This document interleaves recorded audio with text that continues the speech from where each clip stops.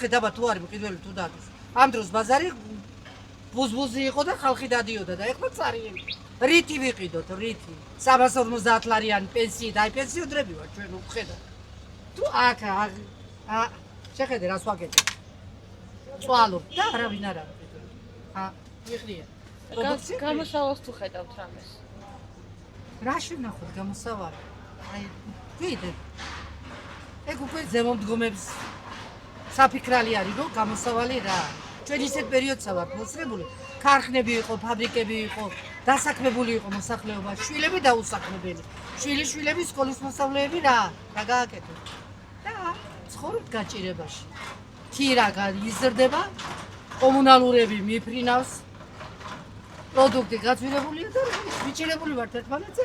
აგერ ახლა მისეცხე ფული, გადავრიცხე შვილთან პურის ფული. აი ეგა ჩვენი ცხოვრება და რა გველის ფონტი ვერაფერი კარგის ვერ გიწინასწარებთ მეთქოლებ თქვენ მეწოდებით შვილო.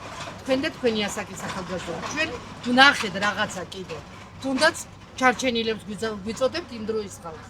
მაგრამ რაღაცა ვნახეთ, რომ შრომობდით, სამსახურები გქონდა და ხელფასი გქონდა.